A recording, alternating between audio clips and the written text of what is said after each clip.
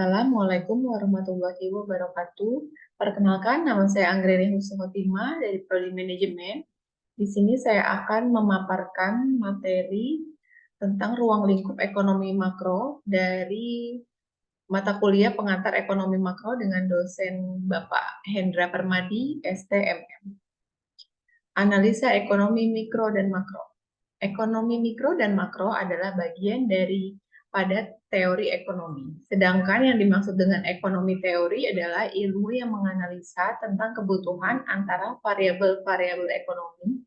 Variabel-variabel ekonomi yang dimaksud dapat bersifat mikro maupun makro.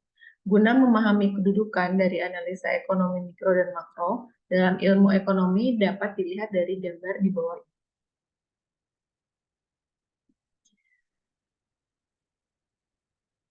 Ilmu ekonomi dibagi menjadi tiga. Pertama ekonomi deskriptif, yang kedua ekonomi teori, dan yang ketiga ekonomi terapan.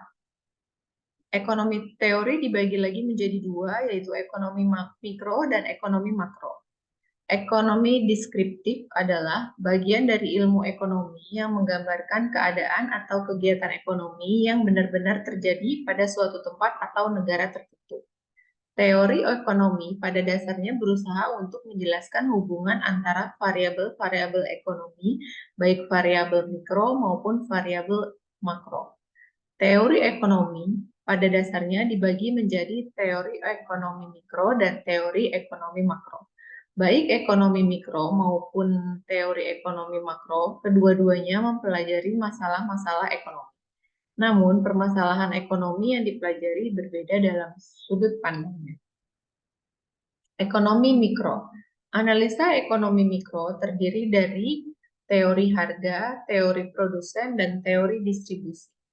Teori harga antara lain membahas tentang proses pembentukan harga oleh interaksi antara penawaran dan permintaan akan suatu barang dan jasa di dalam suatu pasar.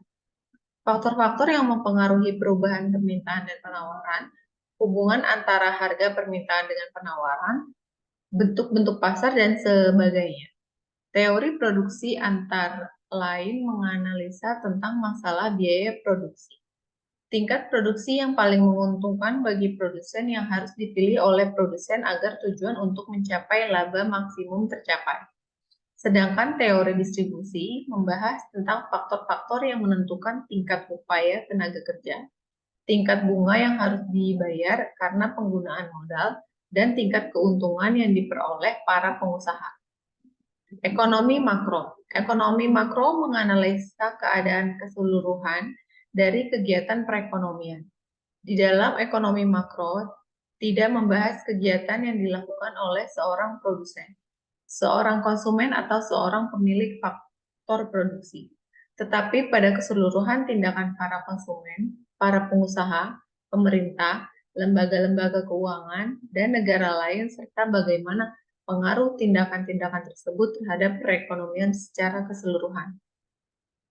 Teori ekonomi makro ini lahir ditandai dengan keluarnya sebuah buku yang berjudul The General Theory of Employment, Interest and Money pada tahun 1937 yang ditulis oleh J.M. Keynes, ahli ekonomi University Cambridge, Inggris. Buku tersebut juga dipandang sebagai tonggak yang sangat penting dalam sejarah pemikiran ekonomi Barat.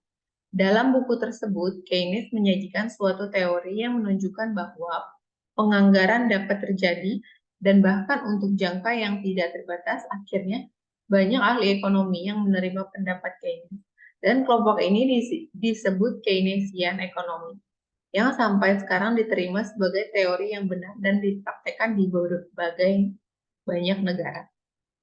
Permasalahan ekonomi makro. Ekonomi makro yang merupakan salah satu cabang ilmu ekonomi dapat memecahkan permasalahan kebijakan ekonomi secara makro.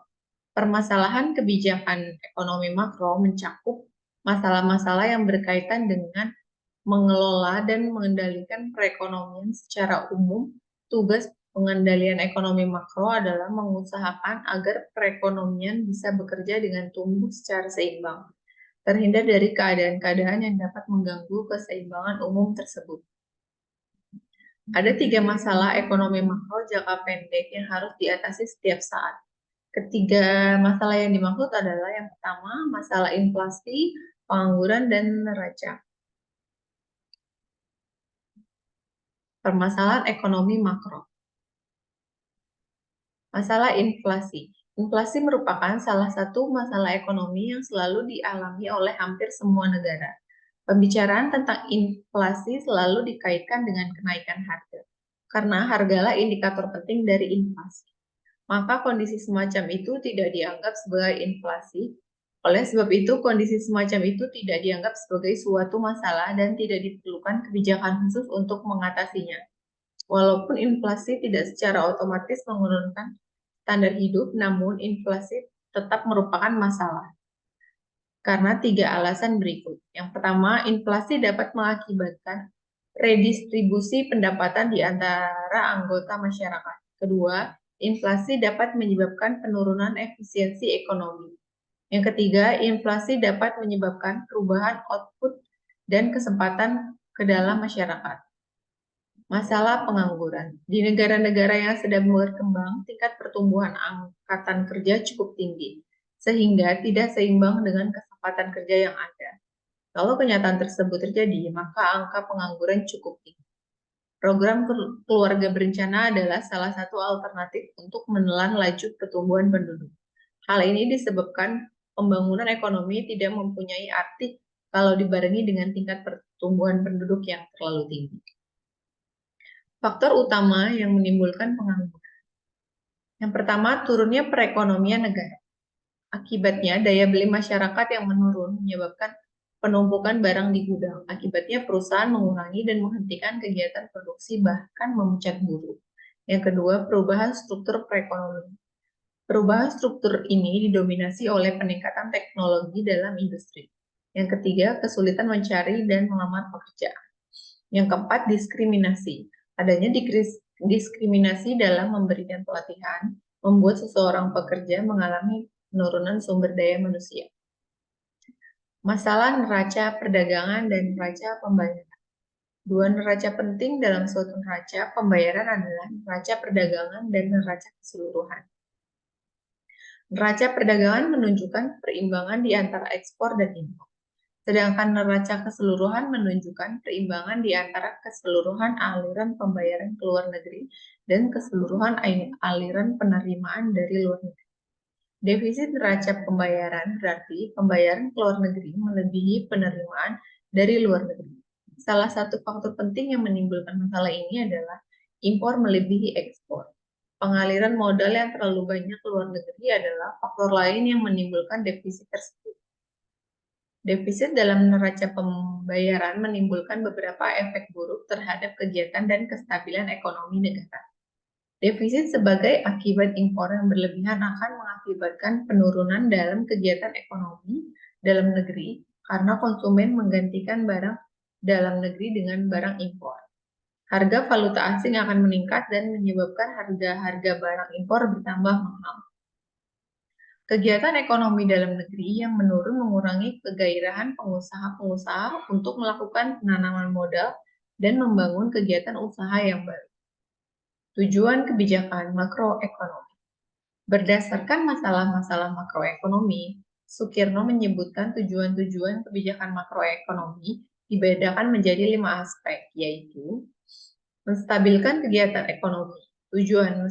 Tujuannya menstabilkan ekonomi berarti keinginan untuk menghindari fluktuasi yang tajam dalam kegiatan ekonomi dari waktu ke waktu. Pertumbuhan ekonomi yang sangat cepat dapat menimbulkan inflasi. Apabila inflasi tidak dapat dikendalikan, kemerosotan ekonomi yang serius dapat berlaku pada masa berikut. Fluktuasi yang tidak dikendalikan tidak akan menjamin pengangguran yang rendah, kestabilan harga-harga, dan kestabilan neraca pembayaran. Yang kedua, mencapai tingkat penggunaan tenaga kerja atau kesempatan kerja penuh tanpa inflasi. Pada umumnya, berbagai negara tidak dapat terus-menerus mencapai penggunaan tenaga kerja penuh. Apabila suatu masyarakat dapat selalu mencapai tujuan ini, dengan sendirinya tujuan-tujuan lainnya yaitu mencapai kestabilan ekonomi dan pertumbuhan ekonomi yang teguh akan tercapai. Yang ketiga, menghindari masalah inflasi. Inflasi menimbulkan beberapa akibat buruk atas kesejahteraan masyarakat dan kegiatan perekonomian. Ada kalanya inflasi berlaku sebagai akibat ketidakstabilan politik dan ekonomi suatu negara. Dalam keadaan seperti ini, biasanya tingkat inflasi tinggi dan sukar dikendalikan. Tetapi seringkali inflasi berlaku sebagai akibat permintaan masyarakat yang berlebihan, ketambahan penawaran uang yang berlebihan, dan kenaikan dalam biaya produksi. Kebijakan pemerintah diperlukan untuk mengatasi masalah inflasi seperti itu. Yang keempat, menciptakan pertumbuhan ekonomi yang teguh. Ada dua alasan yang menyebabkan suatu negara harus berusaha mencapai pertumbuhan ekonomi yang teguh dalam jangka panjang. Menyediakan kesempatan kerja kepada tenaga kerja yang kedua, yang terus-menerus bertambah dan untuk menekan tingkat kemakmuran masyarakat. Kedua, alasan ini merupakan pendorong utama pemerintah dalam menciptakan pertumbuhan ekonomi yang teguh. Yang kelima, mewujudkan kekukuhan neraca pembayaran dan kurs valuta asing. Krisis moneter yang dialami Indonesia dan beberapa negara Asia lainnya pada tahun 1997 sampai dengan 1999 merupakan pengalaman pahit yang menunjukkan bagaimana sektor luar negeri dan menimbulkan efek buruk terhadap kegiatan ekonomi dalam negeri. Neraca pembayaran yang tidak kukuh akan mengurangi kemampuan suatu negara dalam menghadapi masalah pengaliran dana ke luar negeri yang melebihi dari keadaan yang biasanya berlaku sebagai akibatnya. Cadangan mata uang asing akan merosot dan kurs mata uang asing meningkat. Hal ini akan menimbulkan beberapa efek buruk ke atas kegiatan ekonomi di dalam negeri seperti inflasi berlaku, biaya produksi meningkat, dan kondisi sebaliknya daya beli real masyarakat merosot. Berbagai perubahan ini akan mengurangi kegiatan ekonomi di dalam negeri dan lebih banyak pengangguran akan berlaku. Pengalaman ini menunjukkan bahwa kebijakan-kebijakan ekonomi harus memperhatikan kedudukan neraca pembayaran dan kurs valuta asing selalu tetap teguh keadaannya. Di sini ada 3 bentuk-bentuk kebijakan makroekonomi. Yang pertama, kebijakan fiskal. Kebijakan fiskal di sini meliputi langkah-langkah pemerintah membuat perubahan dalam bidang perpajakan dan pengeluaran pemerintah dengan maksud untuk mempengaruhi pengeluaran aggregat dalam perekonomian. Yang kedua, kebijakan moneter. Kebijakan moneter meliputi langkah-langkah pemerintahnya yang dilaksanakan oleh Bank Sentral. Di Indonesia, Bank Sentral adalah Bank Indonesia untuk mempengaruhi atau mengubah penawaran uang dalam ekonomi atau mengubah suku bunga dengan maksud untuk mempengaruhi pengeluaran agregat. Yang ketiga, kebijakan segi penawaran. Salah satu kebijakan segi penawaran adalah kebijakan pendapatan atau income policy, yaitu langkah pemerintah yang bertujuan mengendalikan tuntutan kenaikan pendapatan pekerja. Demikian presentasi dari saya untuk mata kuliah pengantar ekonomi makro untuk ujian tengah semester. Jika ada kesalahan dan kekeliruan dalam penjelasan, mohon dimaafkan. Demikian, terima kasih. Wassalamualaikum warahmatullahi wabarakatuh.